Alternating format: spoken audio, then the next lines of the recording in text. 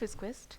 So this is the solution video for CSIR NET December 2019 Part C, question number 27. The question is, a parallel plate capacitor with 1 cm separation between the plates has two layers of dielectric with dielectric constant K equal to 2 and K equal to 4 as shown in the figure below. If a potential difference of 10 volt is applied between the plates, the magnitude of the bound surface charge density in units of coulomb per meter square at the junction of the dielectric is, we need to find out. So let's get started. So this question comes from the section electromagnetism, and the concept involved here is capacitance. Now the question talks about capacitor with multi-layer dielectrics. But before that, let us start with the simplest situation, that is a capacitor with air between the plates. So the capacitance is defined by the formula. The basic formula is C is equal to Q by V. That is charge on the plate divided by the total potential difference between the plates.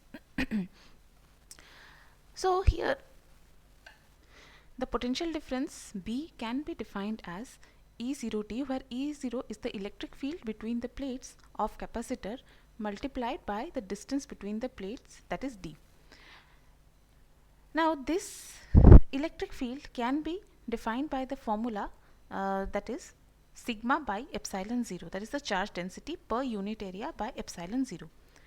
Therefore this potential difference will be equal to sigma D divided by epsilon 0, and the value of Q is equal to sigma A, that is charge density multiplied with the area of the plate. So ultimately the capacitance value will be equal to epsilon 0 A divided by D. So this is the simplest situation. Now suppose that the dielectric is placed between the plates with the dielectric constant K. So in that scenario, the capacitance, when we need to calculate, here first of all the potential difference will be equal to E into D.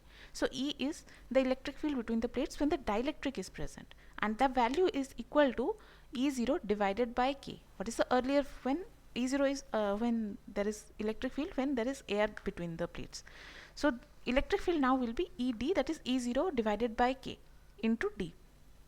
So again, when we put the value, that is sigma by epsilon 0, ultimately V will be equal to sigma D divided by K epsilon 0. And similarly, when we put the value of Q, then ultimately the capacitance value will be K epsilon 0 A divided by D. So as you can see, the dielectric constant is multiplied here when a single layer of dielectric is placed. Now here comes our situation. So in our situation, here what we have is, we have two layers of dielectrics with dielectric constant K1 and K2 and thickness D1 and D2. So now first of all, to calculate the capacitance, we must know the total potential difference across the two plates. Now the total potential difference will be divided between these two dielectrics. So suppose V1 is the potential difference across the dielectric of thickness D1, and V2 is the potential difference of the dielectric across D2, then the total potential difference V will be equal to V1 plus V2. So now here, therefore the capacitance will be equal to C is equal to Q divided by V1 plus V2. Now when we calculate V1 and V2, now if using the same formula, that is V is equal to ED, here it will be equal to E1 D1 into plus E2 D2. So E1 and E2 will be the electric field across the respective dielectrics.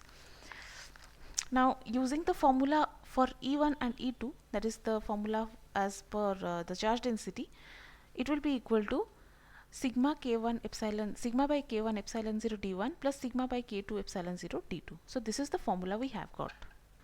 Now let us see what are the data we have. This is the formula we have to use for calculation. Now let's check what are the data we are given.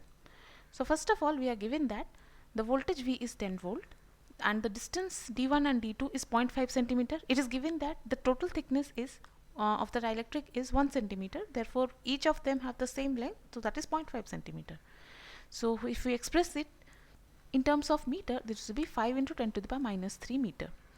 And the value of the dielectric constants are respectively 2 and 4. So now let's put the value in, the values in the formula. So this will be equal to 10 is equal to sigma by 2 epsilon 0 5 into 10 to the power minus 3 plus sigma by 4 epsilon 0 5 into 10 to the power minus 3. So this gives 10 is equal to 3 sigma by 4 epsilon 0 into 5 into 10 to the power minus 3. So from this, sigma is equal to 4 epsilon 0 divided by 3 into 5 into 10 to the power minus 3. So this gives into 10. So this will be giving you 8000 epsilon 0 divided by 3. Now this is the initial surface charge density on the plates of the capacitor. We need to calculate the bound surface charge density. So first of all, how to do that? So let's understand that first. Now when we consider a capacitor with a dielectric, so in any capacitor, one plate is positively charged and another plate is negatively charged, and these charges are uniformly distributed across the inner surface of the plates. Now due to these charges, an electric field exists between the plates. When this electric field passes through the dielectric, it causes the polarization of the dielectric. Because of this electric field, inside the dielectric, electric field is reduced, and because of this electric field, bound charges appear on the surface of the dielectric, that is, they are of opposing polarities. Under these circumstances, the bound charge density is given as sigma b is equal to sigma into 1 minus 1 by k. Now when we have two layer of dielectric within a capacitor, the situation will be like this. So each of the dielectrics have each of the dielectric surface appear have respective opposing polarizing charges on their surfaces. So in the question, we need to calculate the bound charge density at the junction of the dielectric. So at the junction, if you see, at the junction, one side of the junction there is a positive bound charges, whereas on other side of the junction there is negative bound charges. So net bound charges at the junction will be equal to sigma b2 minus sigma b1. So this will be equal to sigma into 1 minus 1 by k2 minus sigma into 1 minus 1 by k1. So if we put the value of k1 and k2, this will be equal to sigma into 1 minus 1 by 4 minus sigma into 1 minus 1 by 2. This ultimately gives 3 sigma divided by 4. We have already calculated the value of sigma. So let's put that. See, 3 sigma by 4 minus sigma by 2. So this is sigma by 4. So we have ultimately calculated the value of sigma, that is 8000 epsilon divided by 3. So if you put that, ultimately you will get the answer, that is 2000 epsilon 0 divided by 3. So now let's check the option. So if you can see here, we can see that option B is matching with our result. So correct answer for this question is option B.